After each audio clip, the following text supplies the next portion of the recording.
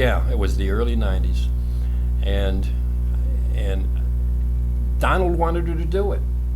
I said, Donald, I said, she shouldn't be going on Diane Sawyer and talking about your relationship. I said, hey, you got your son who's gone psycho over this whole thing because your Ivana's left and they're living apart from you. So you got all this working against you.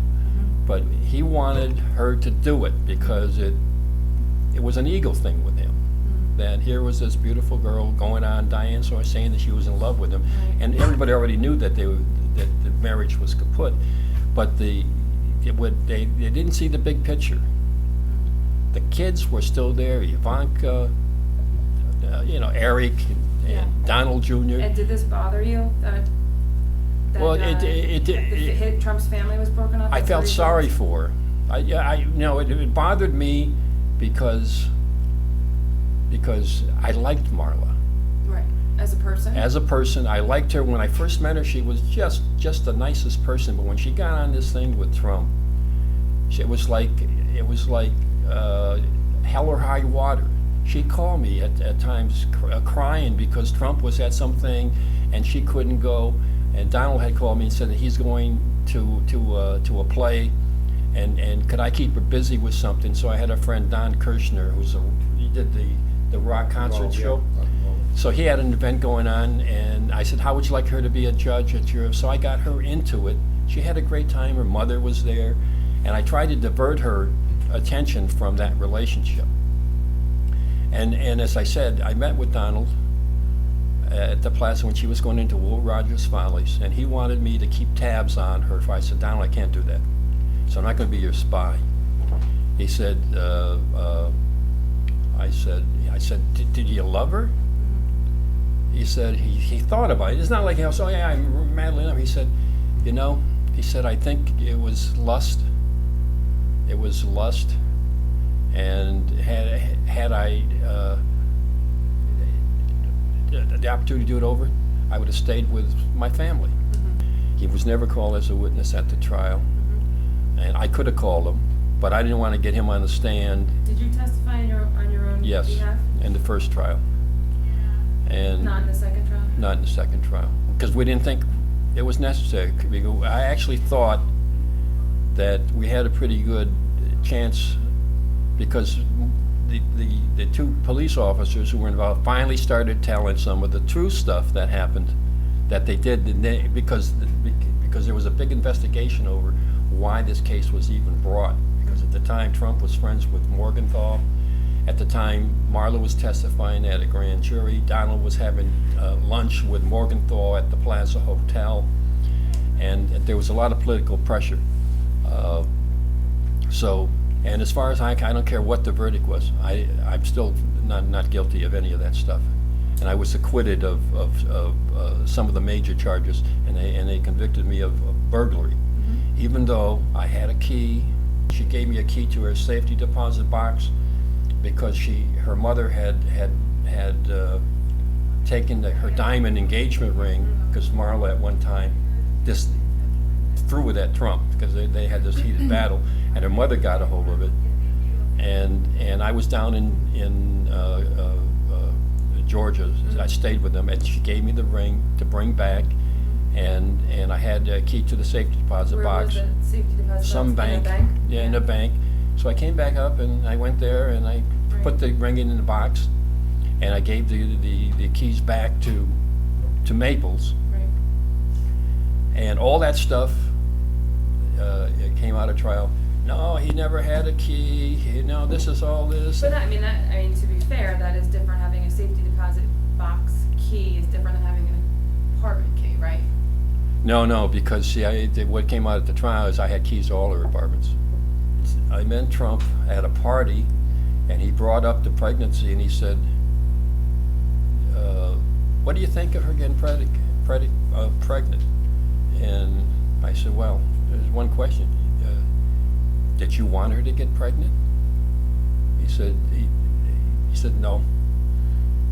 She was so careful in the initial beginnings of that relationship. She never, and I know they were all over each other during the initial relationship, But all of a sudden, in the 12th hour, when there are rumblings from Donald about her getting a day job and, you know, and so on and so forth, and he wasn't happy with it.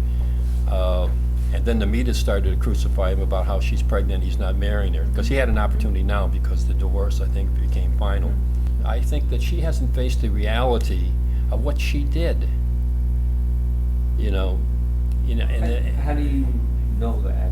How, you know, Well, you be- make a statement like that, she- how would you know what she's thinking, or how, maybe she did? because I maybe- know her. You know her?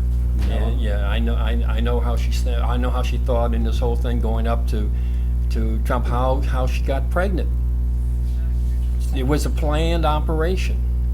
This was something that she planned. The only way she could gonna get Donald Trump to marry her, she thought, was to get pregnant. And her mother supported her on her mother, and she went to California to a golf tournament that Trump was in, and she came back pregnant. But she brought her mother with her. And the fact is that she was unhappy that the guy that she put all this effort into turned out to be a failure. The whole thing turned out to be a failure. Because And- they got divorced. Because they got divorced. And she caused it. You know, she caused the divorce. Why do you say that? Because she was having an affair with one of Trump's bodyguards. What about emailing her colleagues, Marla's colleagues in the past? Who's Margaret? What colleagues? Carnegie Hall, for instance. Right, you know that she was gonna do some sort of a performance at Carnegie Hall. Right, this is going back now Okay, over a year. all right, yeah.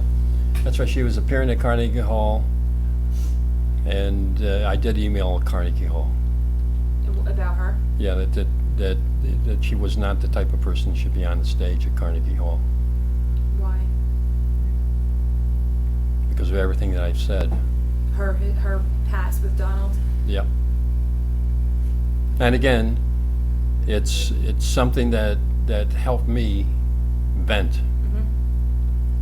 but It comes back to, this is your city, kind of thing? not this is my city, but